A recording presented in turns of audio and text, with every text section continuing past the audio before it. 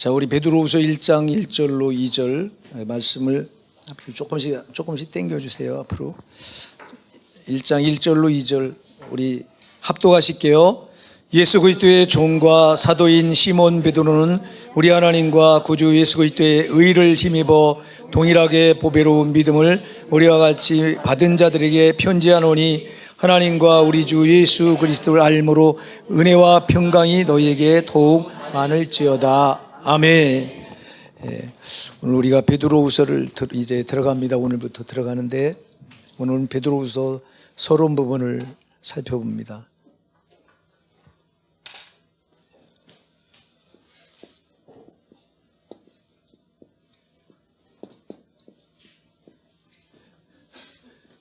오늘 주제를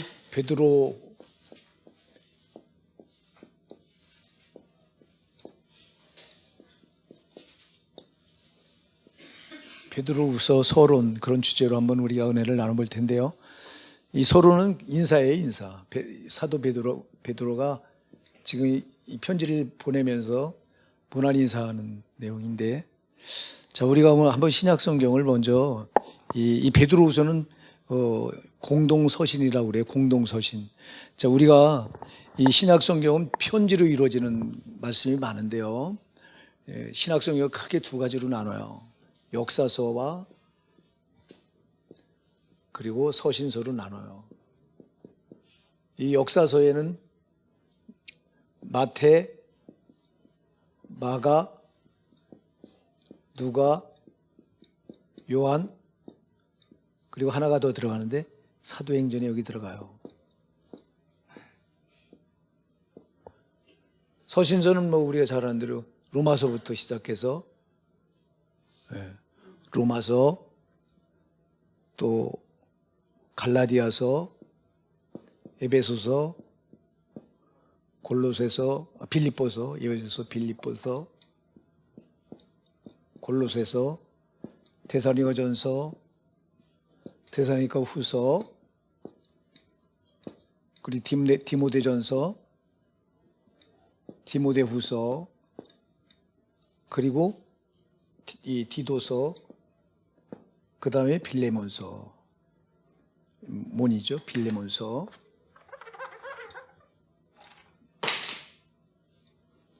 그리고 또 뭐가 있죠? 바로 뒤에 히브리서가 나오죠. 그 다음에요, 야고보서가 나오고요. 또 뭐가 나오죠? 베드로전서, 베드로후서, 그리고 요한일서, 2서, 3서, 그리고 유다서, 그리고 뭐가 나와요? 요한계시록. 전부 27권인가 한번 맞습니까? 봐보세요 한번. 하나, 둘, 셋, 넷, 다섯 개, 여섯, 일곱, 여덟, 아홉, 열, 열하나, 열둘, 열세, 열네, 열일곱, 열여덟, 열아홉, 스물, 스물하나, 스물둘, 스물세, 스물네, 스물다, 스물여, 뭐 하나 빠졌다. 고린도 전후서가 빠졌어. 바로 여기 로마서 다음에 고린도전서, 고린도후서가 빠졌습니다. 그 27개인데 하나, 둘, 셋, 넷, 다섯, 여섯, 일곱, 여덟, 아홉, 열, 열하나, 열둘, 열세, 열네, 열다, 열여, 열일곱, 열여덟, 열아홉, 스물, 스물하나, 스물둘, 스물세, 스물네, 스물다, 스물여, 스물일곱. 맞아요. 자, 이렇게 나눠요. 역사서, 이게 서신서인데, 자, 이 역사서에도요, 마태, 마가, 누가, 요한을 사복음서라고 말합니다. 이거 사복음서. 그리고 이 사복음서는요, 예수님의 행적을 기록한 책이에요. 예수님의 행적을 쭉 그분이 이 땅에 오셔서 하신 행적을 기록해 놨는데, 그게 마태, 마가, 누가, 요한복음, 그래요. 근데 그 중에서도 마태, 마가, 누가는 이거를 공관복음이라고 그래요. 같은 시각에서 같은 방향에서 봤다고 그래서 이 세 가지 마태, 마가, 누가를 공관복음이다 이렇게 말합니다. 그리고 사도행전은요, 사실은 역사서, 이거 사도행전은 이게 사도행전이 역사서고 이건 복음서예요 사실은. 그런데 넓은 의미에서 이게 포함되는 거예요. 이 네 가지는 복음서고요. 복음서도 아까도 얘기했죠. 복음서 중에도 마태, 마가, 누가는 공관복음서, 그리고 요한복음까지 포함하면 사복음서가 되는 거고요. 사도행전은 이게 역사서예요, 진짜. 예. 자, 역사서예요. 왜냐하면 예수님께서 이 땅에 오셔서 복음을 전하시고 이제 하나님 나라를 이 땅에서 이제 이루어 가시고, 그리고 부활 승천하시고 성령을 보내셔서 이게 부활 승천하신 데부터 역사서가 시작됩니다. 이 사도행전이 예수님께서 부활 승천하시고 성령을 보내셔서 성령이 오시면서부터 사도들을 붙들어서 그들을 통해서 하나님의 기회를 쭉 개척해 나가는 과정이, 그 역사, 하나님의 역사를 이뤄나가는 과정이 사도행전입니다. 그리고 나서 이제 이게 그리고 역사서는, 사도행전은 복음서와 서신서를 이어주는 다리 역할을 하는 게 사도행전 역사서예요. 그리고 나서 이제 여기서부터 쭉 이제 서신서가 나오는데, 서신서는 로마서부터 빌레몬서까지 이렇게 13권이 여기서부터 이거지 13권이거든요. 이게 누구 서신서라고 그래요? 바울 서신서라고 그래요. 바울 서신서. 바울 서신서는요, 이 편지를 보내는 대상이 뚜렷해요. 확실하게 정해져 있어요. 로마서는 어디 교회 보내죠? 로마 교회 보내고요. 고린도전서는 어디 보내요? 고린도 교회. 고린도서도 고린도 교회. 갈라디아서는요, 갈라디아 교회. 에베소서는요, 에베소 교회. 이렇게 정확하게 이 바울 서신서는 보내는 데가 정확하게 밝혀져 있어요. 정확하게. 그리고 이 중에서 바울 서신이 쓴 13권 중에서 옥중 서신이 있어요. 옥중. 감옥에 갇혀서 쓴 편지가 있는데, 그게 에베소서, 빌립보서, 그 다음에 골로새서, 빌레몬서 있죠? 빌레몬서. 여기 네 가지가 옥중 서신이에요. 감옥에 갇혀서 쓴 거예요. 에베소서, 빌립보서, 골로새서, 빌레몬서 네 가지가. 그래서 이걸 옥중 서신이다 이렇게 말하고요. 또 목회 서신이 있어요. 목회 서신은 디모데전서하고 이제 그 디도서, 이 두 가지가 요게 목회 서신이에요. 요거는 목회자인, 누가 목회자죠? 디모데하고 디도가 목회자예요. 바울 뒤를 이어서. 그래서 디모데하고 디도에게 이 편지를 써보내면서 목회 방향을 정확하게 이렇게 잡아준다 그래서 요걸 목회 서신이라고 말합니다. 그 다음에 나머지 여기서부터 여기까지 8권을 요거를 공동서신이라고 말해요. 공동서신은요, 공동체에 보내는 거예요. 대상이 딱 정해져 있질 않아. 정해져 있질 않아 갖고, 특히 히브리서는 좀 빼야 돼요. 이 히브리서를 넣는 사람도 있고 안 넣는 사람도 있어요. 학자들 중에 히브리서를. 그래서 야고보서, 베드로전서, 베드로서, 요한일서, 요한삼서, 유다서를 보면요, 보내는 데가 정확하게 어딜 딱 집어서 보내는 게 아니라 모든 교회에 보내기 때문에 보내는 사람을, 자기를 밝혀요. 바울 서신은 보내는 상대를 정확하게 지적하죠. 고린도 교회 보면 고린도를 딱 지적해서 제목을 적어놨는데, 공동서신은 보내는 데가 공동체를 보내다 보니까 보내는 자신을 밝혀요. 그래서 야고보서는 누가 쓴 거죠? 야고보가 쓴 거예요. 야고보. 히브리서는 누가 썼어요? 저자가 없어요. 히브리서는 누가 썼는지 몰라요. 안 밝혀지고 있어요. 이게요.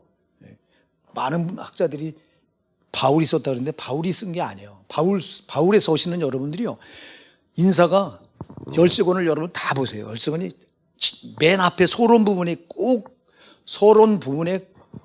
인사를 해요. 은혜와 평강이 너희에 있을지다 하고, 제일 먼저 은혜와 평강을 빌어주는 게 바울 서신 하나같이 13권이 앞부분에 있는데, 히브리서는 그 앞부분에 없어요. 끝부분에 나와요. 그래서 이거 바울과 통하지 않는다. 그래서 이건 모른다. 몰라서 이 공동서신에 안 집어넣는 경우가 많은데, 어쨌거나 공동서신은 보낸 사람의 이름을 바울 서신은 바울 자기를 이름는 게 아니라 보내는 대상이 정확하니까 대상을 밝히는데, 공동서신은 대상이 그냥 모든 교회에 다 해당되다 보니까 보내는 사람의 이름을 꼭 밝히고 있다. 이게 차이다. 그래서 베드로전서도 베드로 자기 이름 들어가 있잖아요. 베드로서도 그렇고, 요한일서도 사도 요한 자기 이름이 들어가 있죠. 유다서도 예수님의 동생인 유다 이름이 들어가 있죠. 야고보도 예수님 동생인 야곱 이름이 들어가 있어요. 자, 이렇게 해서 이걸 이렇게 서신서도 나눠요. 여러분들 한번 이런 거는 지나가는 길에 이 신약성경에 이런 구조로 돼 있구나 하는 건 여러분들이 한번 아시면 괜찮아요. 자, 그리고 계시록은 이거를 예언서라고 말합니다. 예언서. 자, 보세요. 이게요, 정확하게 성경은요, 구조가 보면요, 정확하게 되어 있어요. 예언서는 누구의, 뭐죠, 이게? 마지막 이 인류의 뭘 다루죠? 종말을 다루는, 종말을 예언한 거죠. 예. 종말을 예언한 겁니다. 종말을. 예. 자, 보세요. 복음서는 예수님이 이 땅에 오셔서 하나님 나라를 이 땅에 선포하고 이뤄나가시는 과정을 쭉 다루고, 그리고 사도행전은 예수님께서 이제 죽으시고 죽음까지 다룹니다. 복음서에서 예수님 죽음까지, 그 부활도 다루죠. 물론 부활도 다루죠. 근데 사도행전은 예수님 부활하시고 나서 승천하셔 이 땅에 40일 동안 계시면서 하나님 나라 일을 말씀하시고, 그리고 성령을 보내셔서 성령이 오면서부터 이 사도들을 이제 성령으로 붙들어 쓰시면서 복음을 이제 세계로 확장해 나가는, 그래서 하나님 나라를 일어나 역사를 쭉 다루는 게 사도행전이다. 그리고 나서 이제 이 서신서를 통해서, 편지를 통해서 교회들의 신앙을 강화시키고 있다. 사도행전에서는 교회가 막 이제 부흥되는, 교회가 막 개척되고 일어나고 하는 걸 다루고 있고, 세워진 교회들을 서신서는 편지를 보내서 세우고 있다. 그리고 이제 마지막 예언서는 예수님이 다시 재림하셔서 이 지구의 종말이 어떻게 이룰 건가를 해서 결론을 내고 있다. 이게 신약성경의 구조입니다. 이렇게 좀 여러분들이 대략 알고요. 알고 이제 한번 시작을 할게요. 자, 그래서 아까도 얘기했지만 베드로후서는 어디에 속한다고요? 서신서인데 무슨 서신서라고? 공동서신서입니다. 편지에 사람 이름이 밝혀진 건 공동서신이에요. 편지에 교회 이름이 밝혀 있거나 받는 대상자 이름이 밝혀 있으면 그거는 바울 서신이에요. 자, 그러면은 베드로전서도 베드로 사도가 썼고, 베드로후서도 누가 썼다고요? 아이고, 베드로가 썼죠. 이름이 밝혀지니까 전기가 확 튀네. 이래도 전기가 센 남자예요, 제가. 자, 여러분, 그런 베드로전서 이게 다 둘 다 말년에 쓴 거거든요. 순교 직전에 썼어요, 두 개요. 어디서 썼을게요, 이게요? 어디서 썼을 것 같아요? 예? 어디서? 로마에서 썼어, 로마에서 마지막 죽음을 앞두고, 순교를 앞두고 쓴 책이 쓴 편지가 베드로전서, 베드로후서예요. 이건 대상이 아까도 얘기했지만 모든 교회 성도들에게, 오늘도 다 조금 있다 보면 1절, 2절에 나와요. 자, 그러면 베드로전서는 목적이 왜 썼죠? 베드로전서를 기록한 이유, 기록한 목적이 뭐죠? 우리가 이거 베드로전서 하면서 다뤘잖아요. 베드로전서를 기록한 목적이 뭐였죠? 그때 당시 교회가 어떻게 됐죠? 엄청난 핍박. 네로 황제가 통치하면서 교회들을 악랄하게 막 핍박했습니다. 그래서 여러분들 영화 봤잖아. 예? 기독교인들 잡아다 원형 경기장에 놔놓고 사자들 풀어서 막 뜯어 죽이고 막, 그죠? 그리고 단두대로 목을 쳐서 목을 잘라 죽이고. 이건 예사고, 아주 무서운 거는 사람을 기름틀에 으깨가지고, 기름틀에다 으깨서 죽여버려요. 그리고 거기 나온 피고름을 갖다가 귀족들이 정원에 불을 밝히는데 썼어. 이게 세계 교회에서 나와요. 이렇게 기독교인들이 악랄하게 이 네로 황제에 의해서 핍박을 받으며 죽어가던 시대예요. 그러니까 당시에 믿음을 야, 너 목숨을 내놓을래? 신앙을 내놓을래? 그러면 신앙을 안 내놓으면, 난 믿음은 못 내놔. 그러면 뭘 내놔야 돼요? 목숨을 내놔야 돼요. 난 목숨은 못 내놔. 그럼 뭘 내놔야 돼요? 신앙을 내놓는 거예요. 그리고 배교하고 세상으로 돌아가는 거예요. 그러니까 지금 이 초대교회 이 베드로전서는 이런 상황에서, 엄중한 상황에서 교회가 엄청난 외적인 핍박, 그러니까 외적인 박해, 외적인 박해로 인해 교회가 위협을 받는 거야.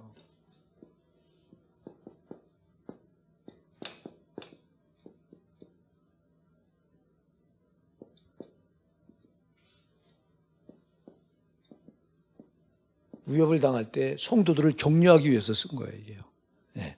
베드로전서는 네로 황제가 악랄하게 막 기독교인들을 잡아 죽이고 이런 상황에서 아까도 얘기했잖아요. 난 이 믿음 내놓으면 어디? 난 믿음 내놓으라는 거예요, 이게 지금요. 여러분, 사탄은 이렇게 외적으로 막 이런 네로 같은 걸 써서, 네로 같은 힘 있는 자를 써서 기독교인들에게 야, 믿음 내놓으라는 거야. 그럼 믿음 내놓으면 우리는 어디 가야 돼요? 지옥 가야 돼요. 그러니까 나는 믿음을 못 내놔. 그럼 또 믿음 안 내놓으면 너 뭐 내놔? 네 생명 내놔. 이거예요. 그러니까 생명을, 그래서 순교자들이 많이 나타나는 그때. 아니, 지옥을 나 못 가겠다는 거예요, 지옥은. 지금 당장 내가 좋자고 어떻게 믿음을 내놔? 여러분, 믿음 뺏길 수 없어요. 성도가 믿음 내놓으면 다 잃는 거예요, 여러분. 여러분들이 암만 힘들어도 믿음만 안 뺏기면 이기는 거예요. 세상 걸 다 뺏겨도 여러분 믿음을 지키면 이기는 거예요, 여러분이. 우리는 이 땅에서 잘 먹고 잘 살 사람들이 아니라 죽어서 우리 영혼이 지옥 가느냐 천국 가느냐 이 싸움이에요, 지금. 신앙은. 예? 여기서 여러분 제발 이 땅에서 예수 믿고 잘 먹고 잘 사세요 하는 소리에 속지 마시기 바랍니다. 우리는 이 땅에서 잘 먹고 잘 살려고 예수 믿는 게 아니라 죽어서 저 영원한 세상 가서, 이 세상은 잠시 잠깐이고요, 육신의 때는 잠시 잠깐이고, 육신을 벗고 나서 저 영혼의 때 영원한 저 세상에서 주님과 영생 복락 천국에서 살려고 예수 믿는 거라고요. 그럼 믿음을 지켜야 되는데, 그럼 믿음을 내놓으라는 거야. 마귀가 이렇게 네로 같은 이런 힘 있는 자를 이제 사용해서 다 마귀가 하는 거예요, 이게요, 여러분. 사람이 하는 게 아니에요. 마귀는 힘 있는 네로를 써서 기독교인들을 핍박하는 거예요. 외적으로 막 박해가 일어날 때, 이때 얼마나 많은 신자들이 배교를 합니까? 살려니까. 여러분, 그래서 초대교도 신앙을 내놓고 목숨을 내놓을 수 없으니까 신앙을 내놓고 세상으로 다시 돌아갔던 이런 신자들이 부지기수로 많았어요. 훨씬 많았죠. 그러나 그래서 이때 이렇게 교회가 위협을 당할 때, 이때 성도들을 격려하고 배교하는 신자들에게는 너희가 신앙을 버리면 안 된다. 신앙은 끝까지 붙들어야 된다. 네, 이렇게 하려고 이걸 쓴 거예요. 그래서 베드로전서를 기록한 목적이 이거예요. 그럼 베드로서는 뭐 때문에 기록했을까요? 베드로서도 기록한 목적이 있어요. 뭐 하려고 베드로전서 하나만 쓰지 베드로사도가 베드로 후서까지 또 썼냐? 자, 베드로서도 당시 아까도 얘기했죠. 똑같이 지금 베드로 사도가 죽음을 목전에 두고 자기는 죽을 걸 빤히 내다보고 있어요. 죽음을 눈앞에 두고 부랴부랴 쓴 책이 베드로전서 베드로후서예요. 그럼 베드로후서를 기록한 목적이 뭘까요? 목적이 뭐냐? 자, 이 두 가지, 교회를 당시에 위협하는 세력이 두 가지가 있었어요. 하나는 힘으로, 무력으로, 이 로마가 무력으로 기독교를 탄압해서 이렇게 무너뜨리려고 발악을 했고요. 또 이건 외적이잖아요. 밖에서 교회 밖에서 이렇게 도전해 왔죠. 교회 안에서 또 교회를 무너뜨리는 세력이 있었어요, 이때. 그게 뭘까요? 이단이요, 이단. 이단은 초대교회 때부터 있었어요. 여러분, 우리가 이단 경계해야 되잖아요. 저는 신천지가 신천지. 예? 오늘날 아주 이단 신천지가 얼마나 아주 대놓고 이제 저것들이요, 처음에는 자기들 정체를 감추고서 마귀는 드러낸 놈이 아니거든요. 저놈은요, 철저히 어두명이기 때문에 숨는 놈이에요. 그 신천지가 처음에 얼마나 많이 숨었어요. 가장을 하고 자기를 절대 안 드러내. 나중에 끝에 가서 이 포섭을 해서 상당히 이제 자기들한테 넘어왔다고 생각될 때 그때 신천지라고 지들을 드러냈지, 처음서부터 안 드러내. 지금은 처음서부터 어떻게 해요? 드러내고 역사해요. 이제는 마귀가. 이게 주님 오실 때가 되니까 이 마귀 새끼가 발악을 하는 거예요. 이렇게 절대 드러내면 아닌데 드러내놓고 막 신문 광고도 내요. 여러분, 신천지 조선일보 보니까 신문 광고를 그것도 일면에 다 내요. 신옥주라고 하는 저희 여자 저 이단하고, 난 저 신옥주 저희 지옥불에 가서 떨어져 얼마나 고통받으려고 저는 이제 저게 예수님을 사생하라고 그러고, 예수가 마귀라고 그러고, 저게 어쩌면 저는 존재 모르겠어. 저거 신옥주 저거 마귀의 사주를 받고 이게 다 이래요. 여러분 당시에 그래서 당시에 내적으로 외적으로 교회를 위협하던 세력은 이 로마 힘을 가진 로마였지만 내적으로 교회를 위협하는 세력이 있었어요. 그게 아까 뭐라고 얘기해요? 이단이에요. 이단이 크게 세 가지가 있었어요. 초대교회는 영지주의가 있었어요. 영지주의를 갖다 이원론자라고 말하는데요. 영지주의는 항상 이분 두 개로 나눠요. 자, 육신과 영혼을 딱 나눠요. 예, 영지주의는 육신과 영혼을 딱 나눠. 그래서 영혼은 고귀한 거고 육신은 천한 거예요. 이거는. 그래서 육신은 아무렇게나 막 굴려도 괜찮아. 근데 영혼은 구원받으면 고귀한 영혼은 그래서 영혼만 고귀한 거야. 영혼만. 육신은 천한 거기 때문에 막 살아도 괜찮아. 막 살아도 죄가 안 된다고 말해요. 여러분, 이원론을 나누면 안 돼요. 여러분, 육신도 하나님께 창조하신 거예요. 네. 영혼도 하나님이, 물론 직접적으로 영혼은 하나님께로 왔고 우리 육신은 흙으로부터 왔지만 그 창조는 하나님이 하신 거란 말이에요. 그렇기 때문에 우리가 육신을 소홀히 하고 영혼을 지킨다? 말도 안 되는 거예요. 여러분 영혼이 거룩하기 원하십니까? 그럼 여러분 육신도 거룩해야 되는 줄 믿으시기 바랍니다. 근데 이 영지주의자는 육신은 막 굴려도 괜찮다는 거예요. 이거는 소모품이라 비천한 거라 천한 거라 막 굴려도 괜찮고 영혼은 고귀한 거기 때문에 영혼만 구원받으면 된다는 거야. 그래서 딱 나눠가지고 이렇게 한다고. 아까도 얘기했지만 여러분, 우리 육신은 영혼을 담고 있는 그릇이에요.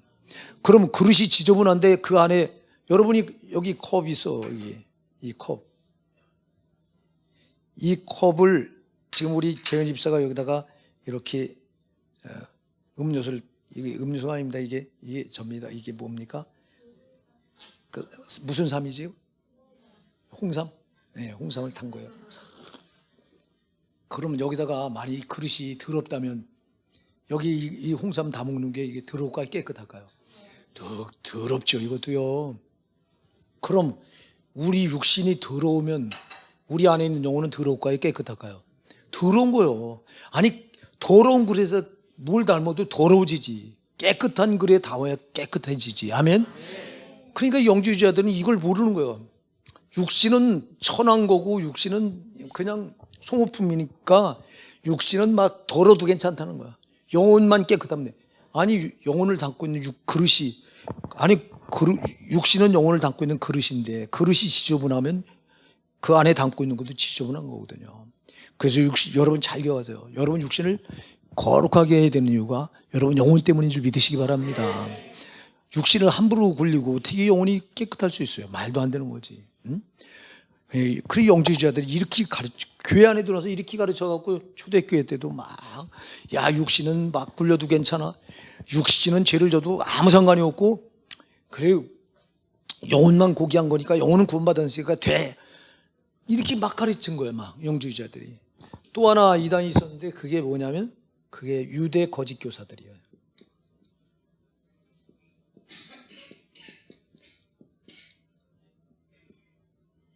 자, 유대인들은 여러분, 유대인들은 어떻게 해요? 구원받는, 쟤들이 구원으로 가장 내세우는 게 뭐예요? 유대인들이 두 가지예요. 뭐예요? 첫째, 할례. 또 하나는 율법. 예, 할례 꼭 받아야 저들은 구원받는다. 그리고 율법을 그대로 지켜야 구원받는다. 여러분, 율법을 지켜 구원받는 게 아니에요. 구원은 오직 예수 그리스도 은혜예요. 예수 그리스도가 나를 위해서 십자가에 피 흘려 죽어주신 걸 믿지 않으면 구원받을 길이 없어. 여러분, 우리는 다 죄로 사는, 다 죄인이잖아요, 우리가. 그럼 우리 죄는 죄로 살다가 이 죄값을 반드시 치러야 되는데, 죄값은 사망이잖아. 그래서 우리가 죄값을 치르려고 다 지옥 갈 수밖에 없는 거예요. 죽으면 이 세상에 육신 입고 있을 때 다 죄로 산 값을 어디 가서 치러야 돼요? 지옥 가서 치러야 되는 거예요. 근데 예수님이 십자가에서 자기가 피 흘려 내가 지옥까지 받아야 될 지옥 형벌의 고통을 예수님 십자가에 다 갚아주셨어요. 그래서 예수님밖에는 우리를 구원할 자가 없어. 우리를 죄와 저주와 사망과 지옥에서 건져낼 분은 예수님 말고는 없어. 율법을 지킨다고 어림도 없어. 이거는 아닌 거야. 근데 유대인들은, 바울은 예수 복음을 전해서, 예수 십자가 피를 전해서 너희가 예수 아니면 구원받을 길이 없다고, 예? 사도행전 4장 12절 뭐라고 말하고 있어요? 천에 다른 이름으로서는 구원받을 만한 이름 우리에게 준 일이 없다. 아멘? 예수 외에는 없다. 못을 받고 있잖아. 그리고 그거를 외치고 이제 소아시아 쪽에 가서, 그리고 또 유럽 쪽에 가서 교회를 개척해 놓으면 유대 거짓 교사들이 들어가서, 야, 예수만 가지고는 너희도 구원 못 받아. 예수만 가지고는 안 돼. 너희 율법을 지켜야 돼. 너희 할례를 행해야 돼.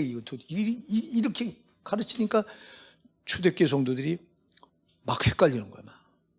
이렇게 들어가서 다시 거짓 구원을 갖다가 이 교회 안에 퍼뜨린 자들이 바로 유대 거짓 교사였어요. 할례와 율법을 강조하면서.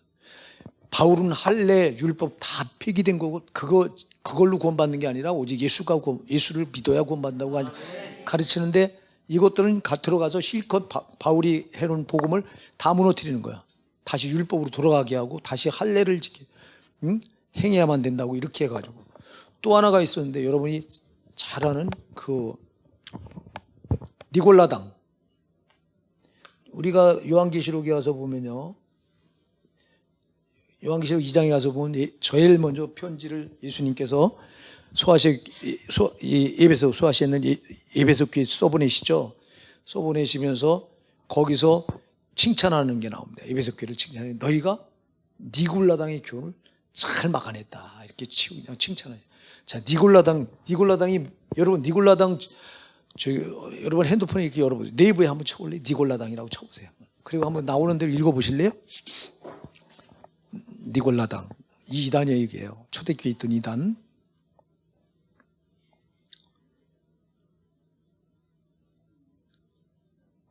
한번 읽어보실래요? 누가요? 니골라당 첫 번부터. 네, 읽어보세요. 혹자는 니골라당을 일상생활에서 기독교 신앙과 이교 세계적인 문화를 적절히 혼용하고 혼합주의적이고 편의주의적인 신앙 성향을 지닌 우리들에 대한 성경적 명심으로. 아니, 첫 번째 나오는 거야. 한번 보실래요?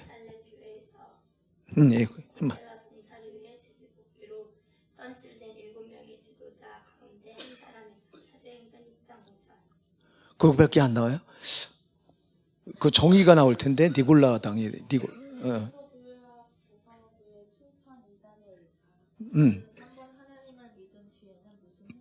그렇지, 이거요. 하나님을 믿으면 어떤 죄를 져도 죄가 된다, 안 된다? 안 된다고 말한 것도 요거도. 오늘날 교리예요. 오늘날 교리가 니골라당이 요거를 그대로. 그러니까 이 교리가요, 여러분, 예수 믿어서 구원받으면 어떤 죄를 져도 지옥까지 안 나고 교리가 말해요. 요게 니골라당이 나온 거야. 요게 초대교회부터 있었던 거. 이게 요런 것들이, 요런 이단들이 교회 안에 들어와서 내부적으로 교회를 무너뜨리는 거예요. 자, 그러니까 교회는 양면으로다가 당시에 어려움을 당하고 있었어요. 바깥에서는 로마가 힘을 가지고 막 무력으로 기독교인들을 핍박하고 하는, 그래서 바깥에서 힘으로 무너뜨리려고 하고, 교회 안에서는 잘못된 이단 사상들이 들어와서 이제 교회를 무너뜨리려고. 그러니까 양면에 이렇게 안으로 밖으로 위협을 당하고 있던 시대가 이 초대교회 때예요. 그러니까 베드로 사도가 베드로 전서를 써보낸 거는 바깥에서 교회를 공격하는 세력들에서 경계를 시키려고 쓴 거고, 이 베드로후서는 안에서 그 교회를 이단 사상으로 무너뜨리려고 하는 요것들을 경계시키려고 쓴 거예요. 할렐루야. 예. 그래서 쓴 거예요. 자, 여러분, 지금 교회가요, 예, 지금은요, 교회는 언제나 양면적으로다가 반드시 도전을 받게 돼 있어요. 밖에서 교회를 무너뜨리려고 하는 세력들이 있고요, 안에서 교회를 무너뜨리려고 세력들이 반드시 있는 거예요. 자, 여러분, 오늘날 큰 교회들이요, 큰 교회들이 조금 틈을 보여서 분쟁을 일으키죠. 바깥에서 이상한 무슨 단체라고 하는 것들이 그 교회에 끼어들어가서요, 그 교회를 얼마나 혼란케 하는지 아십니까?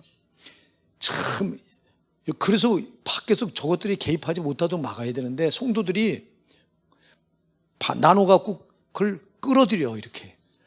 여러분, 절대 밖의 세력이 우리 교회 들어오지 못하도록 막으셔야 됩니다. 그리고 교회 안에서 내부적인 게 더 무서워요, 여러분. 밖에서 오는 건 우리가 대처할 수 있는데, 안에서 저기 이단 사상들이 일어나서 무너지는 거는 대처할 수가 없어. 그러니까 여러분, 그래서 교회가 내부적으로 분열되면 안 되는 거예요. 제발 우리 호산에게는 주님 오실 때까지 절대 나눠주지 마시기 바랍니다. 이거는 하나님이 진짜 싫어하는 거야. 왜 나눠지냐고. 나눠질 필요가 뭐가 있냐고. 근데 사단은 그 내부에서 이렇게 이상하게 교회를 갈라놓으려고 하는 세력을 꼭 만들어요. 예, 우리에게는 뭐 그런 게 아직까지 없었습니다만. 그러니까 이런 게 왜 있을 수 있냐. 성령 받은 사람과 성령 받지 않은 사람들이 있기 때문에 그래요, 교회 안에는. 성령 받은 사람과 성령 받지 않은 사람은 절대 방향이 다르고요, 목적이 다르고, 생각하는 게 다르고요, 같을 수가 없어요. 절대 분리가 돼요. 기름과 물이 섞이는 거 보셨어요? 절대 안 섞여요. 기름과 물은 절대 섞일 수가 없어요. 성령 받은 사람과 성령 받지 못한 사람 절대 못 섞여요. 그럴 때 교회 내부에서 이렇게 문제가 발생할 수 있는 소지가 왜 있냐. 교회 안에는 성령 받은 사람이 있는가 하면 성령 받지 않은 사람도 있기 때문에 그런 거예요. 그래서 꼭 어떤 교회에 무슨 일이 문제가 일어날 때 탁 갈라지는데 성령 받은 사람 쪽과 안 받은 사람 쪽이 딱 갈라지게 돼 있는 거예요. 이때부터 사탄은 이 교회를 그렇게 갈라놓고 내부적으로 무너뜨리려고 발악을 하는 거예요. 그러니까 여러분 속지 마시기 바랍니다.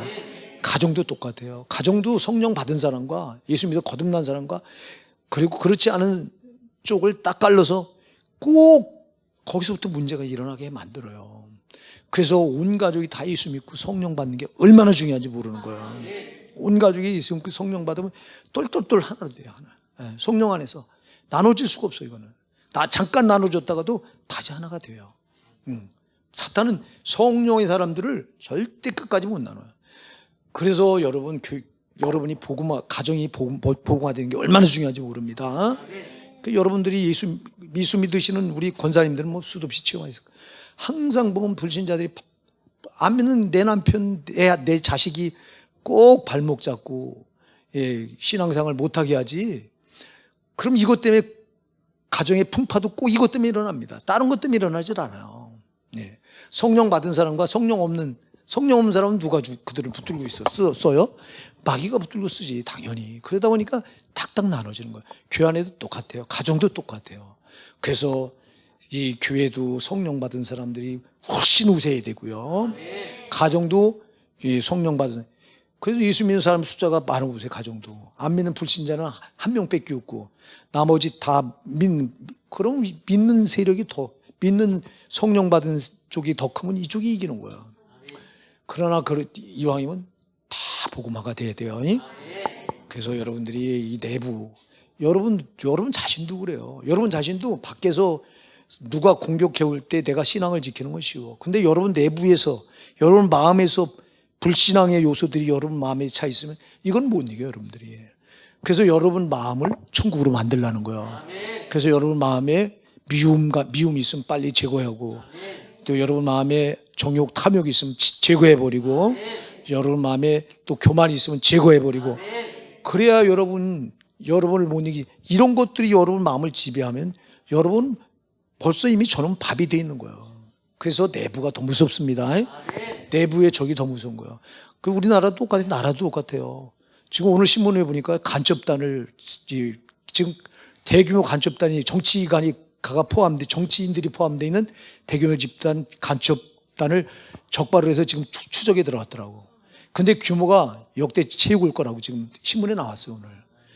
여러분, 이게 이 나라가 이렇게 되는 거예요. 거기 뭐라고 돼 있냐니까, 그걸 조사하는 검찰청의 어떤 사람이 그랬더라고. 나라가 하마터면 넘어갈 뻔했습니다. 그래요. 넘어갈 뻔했습니다. 그 조직단을 지금 발견해서 지금 이게 추적해 들어가고 있답니다. 이걸 추적해도 하는데 적게는 몇 년 걸린대요, 이게요. 그러니까 전 정부에서는 이걸 다 덮어놔갖고 조사를 못하게 해가지고 못했던 거예요. 그러니까 여러분, 이게 지금 이게 무너지는 게 내부에서 무너지는 거예요, 내부에서. 베트남이 망할 때도 외부 세력이 들어와서 망한 거 아니에요? 내부에 간첩들이 일어나서 무너뜨린 거예요. 그러니까 내부가 더 무서워요. 교회도 똑같아요. 교회도 이렇게 내부가, 내부에서 이단 사상이 일어나서 교회를 무너뜨리면 대책이 없는 거예요, 이게. 그러니까 절대 여러분, 교회는 갈라지면 안 됩니다. 성령으로 하나 되게 해야 되고, 그래서 성령 받은 분들이 항상 앞장서서 하나로 화합한 일에 헌신하셔야 되는 거예요. 자, 오늘 이제 우리 본문 한번 베드로서 1장 1절부터 2절 한번 읽어보시자고요. 시작. 예수 그리스도의 종과 사도인 시몬 베드로는 우리 하나님과 구주 예수 그리스도의 의를 힘입어 동일하게 보배로운 믿음을 우리와 같이 받은 자들에게 편지하노니 하나님과 우리 주 예수를 알므로 은혜와 평강이 너희에게 더욱 많을지어다. 아멘. 자, 먼저 베드로가 자기의 정체성을 밝히고 있어요. 자기가 누구인가를 밝히는데요. 두 가지를 말하죠. 오늘 본문에 보니까 베드로가 이 편지를 써보낸 대상자들에게 뭐라고 자기를 밝히죠? 예수 그리스도의 뭐예요? 종이라고. 종.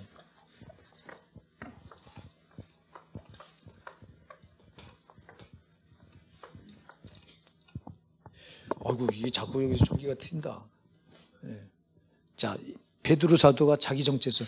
여러분들이 편지 써보낼 때 내가 누군가를 밝혀야 되잖아. 그죠? 여러분 정체성이 뚜렷하셔야 돼요. 내가 누군가를 분명히 알고 있어야 돼요. 베드로 사도가 자기를 가리켜서 예수 그리스도의 종이다. 자, 이 종이다 그래요. 종은 다른 말로 하면요, 돌로스 또는 둘로스 그래요. 이거 노예라는 뜻이에요. 노예. 여러분, 이 세상에는 종이라고 하는 신분이 천해요, 존귀해요? 천하지. 누가 노예가 되고 싶어요? 근데 신앙 안에서는 이 종이라고 하는 신분이 고귀한 거예요. 달라요. 그러니까 신앙에, 여러분, 제가 얘기했잖아요. 세상의 원리와 하늘나라 원리는 반대다. 땅의 원리는 높아야 되고 커야 되고, 하늘나라 원리는요, 작아야 돼요. 아멘 하세요. 작아야 돼요. 여러분, 교만하면 안 된다고. 겸손하고 작아야 돼요. 작은 자가 하늘나라에 뭐 해야 돼요? 하늘나라에서는 크게 대우받는 거예요. 이 땅에서 잘났다고 말하는 자들은 하늘나라 가면 정말 별 볼 일 없는 거예요. 땅의 원리와 하늘의 원리는 반대. 땅에서는 종이라고 하는 이 단어가 땅에서는 천한 거고, 정말 누가 알아줍니까, 이거. 근데 신앙 안에서 종은 존귀한 거라고, 이게. 그 바울이, 베드로가 지금 자기를 그리스도의 종이라고 밝히고 있어요, 종은 주인에게 뭐 한 사람이에요? 예속된 사람이에요, 예속. 그럼 자기 인격이 없어요. 무조건 주인이 시키는 대로 해야 되는 사람이 종인 거예요. 그러니까 여러분, 이 종이 땅에서는 아까도 얘기했지만 땅에서는 비천한 신분인데 하늘에서는, 신앙 안에서는 뭐라고요? 존귀한 신분이다. 아멘.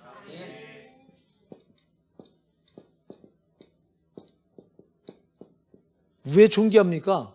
뭐 때문에 종이 존귀한 거예요, 도대체? 주인이 누구라고요? 그러게 우리 예수님이요.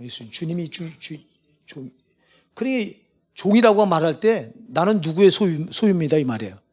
나는 예수님의 소유예요. 아멘. 나는 주님의 소유입니다. 나는 하나님의 소유입니다, 이 말이에요. 자, 여러분이 하나님의 소유가 됐다는 것보다 더 소중한 게 있어요, 없어요? 없잖아. 여러분, 나는 하나님 것입니다, 이 말이에요. 이거보다 더 존귀한 게 어디 있냐고. 여러분, 하나님 거 돼야 돼요. 그래서 성령이 오셔서 우리 안에 너는 내 것이라고 하나님이 성령으로 우리에게 뭘 쳤다고 그랬어요? 인을 쳤다. 아멘? 예. 그래서 여러분이 하나님이 여러분 걸 도장을 꽝 찍어 놓고 너는 내 종이야. 너는 내 거야. 이렇게 예? 하는데 존귀합니까? 안 존귀합니까? 존귀하지. 응?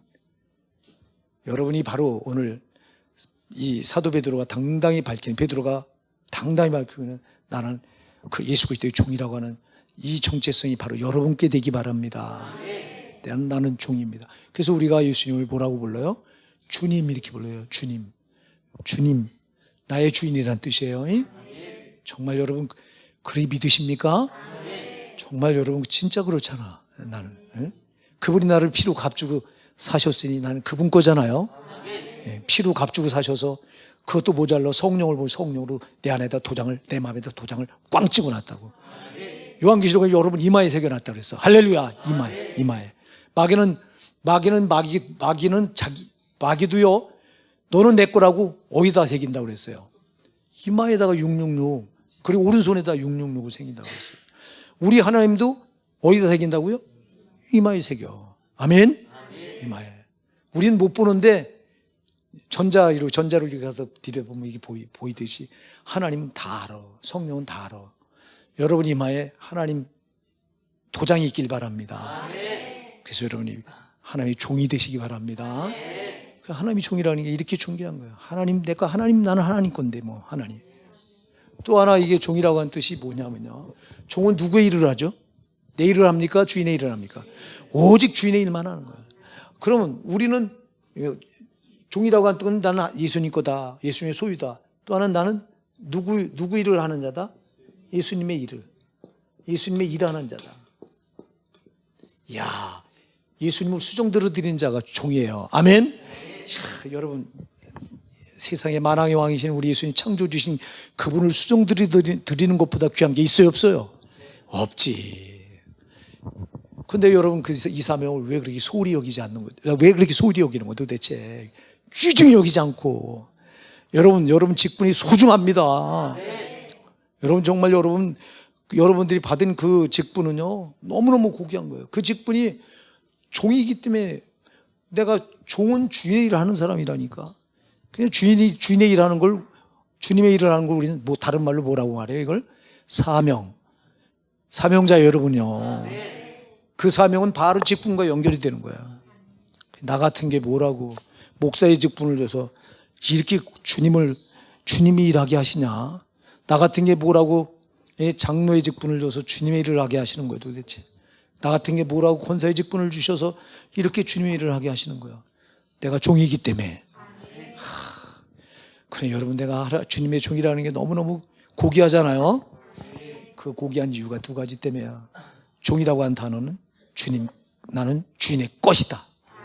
또 하나 나는 오직 주인의 일만 하는 자다.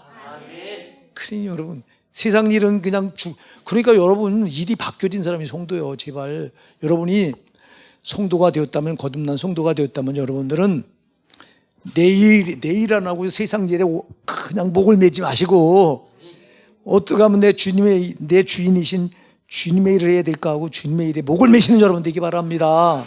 네, 제발. 일이 바뀌어지기 때문에 여러분들이 이거를 착각하면 안 돼요. 근데도 예수 믿고 나서도 자기 일은 소중한 자고 자기 일은 주구사자잖아. 그냥 교회 일은 자기는 모르는 거 마냥 딱 제쳐놓고 나 아니면 다른 사람이 하겠지 이래. 그러지 말라는 거예요 제발. 아멘 하세요. 여러분 그거 다 가서 여러분들이 주인 앞에 가서 결산할 때가 올 텐데 다 보고 계시고 다 알고 계신데, 그러니까 일이 바뀌어진 사람들이 성도예요.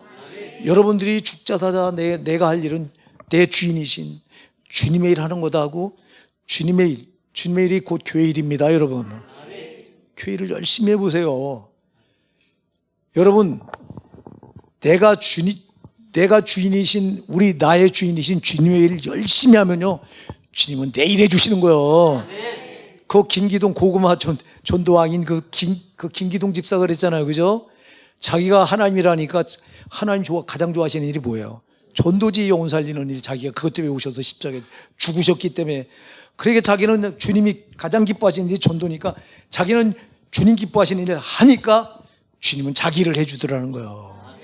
아니 자기가 자기라는 게 능률이 올라가요. 아니 전능하신 주님이 해주는 게 더 올라가요.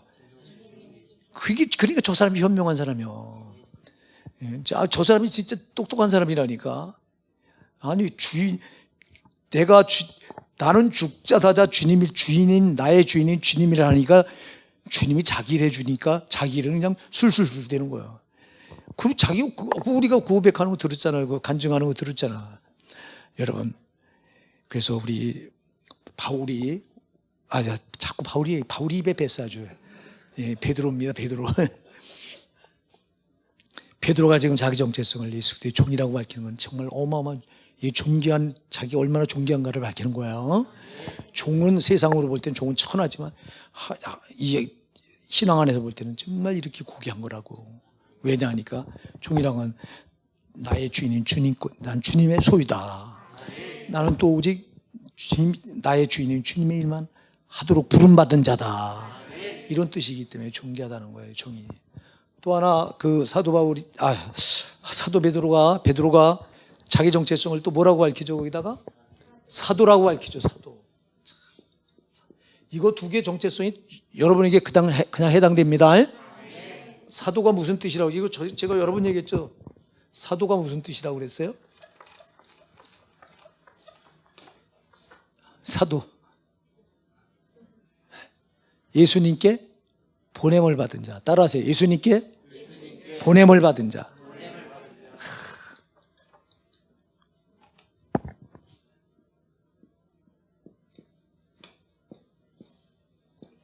보냄을 받기 전에 먼저 뭘 받아야 돼요? 부름을 받아야 돼요. 아멘. 예수님께 부름을 받고 또 예수님께로부터 뭐를 받은 자? 보냄을 받은 자가 사도예요. 어디로 보냄 받아요? 세상 가운데로. 자, 여러분 잘 기억하세요. 우리도 여러분 감히 사도라고 하는 단어는, 당시의 사도라고 하는 단어는 예수님을 직접 목격하고 예수님을 직접 따라다녔던 사람들에게 붙여졌던 호칭이 사도입니다. 예. 그래서 사도는 12사도 외에는 사도라고 불리면 안 돼요. 12사도. 거기 가룟 유다가 죽고 제비 뽑아든 사도 하나 누구죠? 사도행전 1장에 보면 마띠아가 들어갔는데, 근데 마띠아는 그냥 제비 뽑아서 그냥 메운 숫자에 불과하고 진짜 그 12사도에 나중에 하나가 들어갔는데 누가 들어가니까 사도 바울이 들어가는 거예요. 그 자리에 사도 바울도요 예수님을 눈으로 목격했던 사람이에요. 자, 그래서 이 사도할 때는 사도라고 하는 단어는 거기 그 당시에 끝나야 돼요. 근데 하는 역할을 보면 우리도 사도예요. 아멘 하세요. 우리도. 자, 사도는 아까도 얘기했죠. 예수님께서 직접 세상에서 부르시고, 자, 마태복음 4장에 가서 보니까 예수님께서 갈릴리 해변을 가시다가 제일 먼저 누굴 부르죠? 베드로하고 안드레를 불러요. 그물을 씻는. 그리고 조금 더 가다가 누굴 부르죠? 요한과 야고보를 불러요. 부친과 함께 배에서 고기 잡고 있던 세베대 아들 야고보와 요한을 부르죠. 이렇게 부르셔요. 부르시고 나서 그 다음에 이들을 어떻게 한 거예요? 세상으로 또 파송해 보내셔요. 자, 그래서 여러분 성도는 하나님께로부터 세상에서 불러냄을 받은 거예요. 예, 여러분 뽑힌 거라고. 뽑힌 거예요, 성도는. 근데 이게 얼마나 대단한 거예요. 하나님이 여러분을 뽑았어. 참. 만왕의 왕이신 그분이 나 같은 게 뭐라고 나를 뽑냐고. 예. 여러분들이 그 시장에 가서 사과를 이렇게 쭉 사과를 사려고 할 때 이렇게 골라보지 이렇게. 예? 아무거나 사요? 아니지. 이렇게 봐서 뭐예요? 좋은 놈 뽑지. 우리 하나님은 그러셨을까 안 그러셨을까? 우리 하나님은 그러지 않아요. 그래서 우리가 하나님을 선택을 가리켜 무조건적인 선택이라고 말해요. 주님은 요 놈이 됐나, 요 놈이 잘할 놈인가 못할 놈, 이렇게 보시지 않는다는 거예요. 주님 볼 때는 우리는 다 똑같은 죄인이에요. 네, 주님 볼 때 우리 인간들은 도토리 키재기하면서 네가 낫니, 네가 잘났니, 내가 잘났니, 내가 못났니 하고 다투는데 하나님 볼 때는 우리 볼 때 다 똑같은 죄인이야. 그냥. 아니 하나님은 전능하신 그 무한한 능력을 가지신 분이 우리 인간이 조금 더 잘하고 못하고 뭔 상관이냐. 하나님 태양이라고 말하면요, 태양빛 앞에 전기불이나 촛불이나 무슨 의미가 있어. 그러니까 하나님 앞엔 모든 인간들이 그냥 무조건 죄인이야 다. 예. 그래서 하나님은 네가 잘났네, 요놈 잘난 놈. 우리는 시장 가서 그러니까 인간과 하나님의 선택은 다르다니까. 인간은 선택할 때 골라요. 예. 그래서 이 세상에도 여러분들이 직장 들어갈 때 꼭 뭐를 치고 들어가? 자격 시험을 치고 들어가. 자격을 봐요. 대학 들어갈 때 그냥 들어가요? 뭘 쳐요? 수능고사 왜 치는 거야? 우리 학교에 들어올 자격을 요구당하는 거예요. 그래서 세상은 이렇게, 우리도 시장 나가서 사과 살 때 아무거나 안 고른다니까. 진짜 요놈이 좀 괜찮은가. 근데 하나님은 인간은 이렇게 선택적으로 이렇게 고르지만 하나님은 무조건적인 선택이에요. 조건이 없는 거예요. 그래 나 같은 거 그냥 무조건 그냥 놔두면 지옥 갈 거 이렇게 뽑아주셨으니 감사해야 되잖아. 그러니까 여러분, 내가 진짜 교회 다니고 예수 믿는다는 것처럼 고귀한 게 없어요. 이게요. 너무 모르는 거예요, 사람들이 이거를. 내가 신자 됐다는 게, 성도 됐다는 게 얼마나 고귀한지 너무 모르는 거예요. 참. 세상에 이거보다 더 큰 축복이 어디 있어. 응? 내가 우리 영광이하고 쓰라가요, 제 엄마가 없으니까 진짜 웃기더라고. 첫날은 우리 집에 와서 우리 집에서 이렇게 하루 지냈다가 둘째 날은 또 우리 현정이 집산에 가서 지냈어요. 현정이 집사 또 안 떨어지려고 그래. 이게 시온이 새벽에 하고 안 떨어지려고 데리러 갔더니 내가 이렇게 홈플러스에 우리 현정이 집사가 그 롯데리아에서 애들을 뭐 사귀고 있더라고. 거기 있다고 전화를 하니까 그래서 그리 갔어요. 제가 어제 신년 할애 우리 목사님들 모여서 이제 신년 할애식 마치고 가니까 잠깐 보니까 뭘 현정이 집사가 사줘서 애들 사줘 롯데리아에서 네 녀석이 막 뭘 먹고 있더라고. 아, 지금 가면 안 되겠다. 다 먹을 때쯤 가야 되겠다. 우리 사모하고 둘이 이렇게 뭐 쇼핑하다가 이렇게 이제 내가 다가갔다. 저만큼서 먹고 있다가 영광이가 나를 봐요. 보더니 눈이 동그래져. 그랬더니 막 도망가. 나 왜 도망갔나 그래서 그랬더니 오더니 할아버지 1시간만 더 놀다 가게 하면 안 돼요. 결국 하루 종일 봤어. 현정이 집사, 현정이 권사님이 하루 종일. 근데 딱 하더라고. 보고 어제는 또 저기 친할머니네 가서 또 그래 애미가 없으니까 왔다 갔다 떠들이. 내가 나를 생각해보면 나는 9살 때 영광이보다 1살 더 어렸을 때 엄마가 돌아가셨잖아요. 쟤들은 잠시 며칠 떠돌이 삶을 살지만 나는 그걸 수십 년을 그렇게 살았잖아. 내가 우리 집사람 보고 그랬어요. 당신 나한테 잘해줘야 돼. 나 참 불쌍했던 사람이야. 그런데 딱 한 가지. 근데 우리 3남매가 다 예수 믿어요.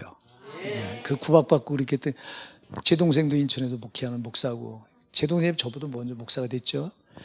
그 또 여동생은 권사고, 그 교회 뭐 기둥 권사예요. 참. 그래서 그 자녀들을 보니까 다 예수 믿어. 이거 복이잖아요. 내가 그래서 야, 최고의 복을 받았구나. 어쩌자고 우리 자손 대대가 이렇게 최고의 복을 받은 거냐 이거. 아까 그랬다니까 내가. 여러분 정말 최고의 복을 받으신 거예요. 진짜 이 많은 사람들 중에 이렇게 주님이 불러주신 게, 이게 뽑아주신 게 얼마나 놀라운 거냐고 이게. 예? 뽑아주시고는 부르시고는 여러분들 다시 세상 가운데로 보내시는 거예요. 왜 보내셔요? 세상에 또 죄로 죽어가는 구원할 사람들이 널려 있잖아요. 그냥 그들을 너희가 내 권능을 받아가지고 너희가 가서 저들도 구원해 오라는 거예요. 그래서 사도는 이렇게 종과 사도라고는 정체성을 아주 분명히 하고 있는데 이게 우리가 붙들릴 정체성입니다. 여러분, 우리도 하나 그리스도의 종이고 우리도 감히 사도라고 하는 단어를 직접 우리한테 붙이지만 하는 역할은 우리도 사도들이 했던 역할 똑같은 거예요. 우리도 세상을 또 불러냄을 받고 세상을 보냄을 받은 사람들이 저와 여러분이에요. 예. 아, 이거 자기 정체성 다음 시간에 이거 더 합시다. 시간이 벌써 딱 끝났어. 하다 보면 이래. 예. 자, 우리 잠깐 기도할게요.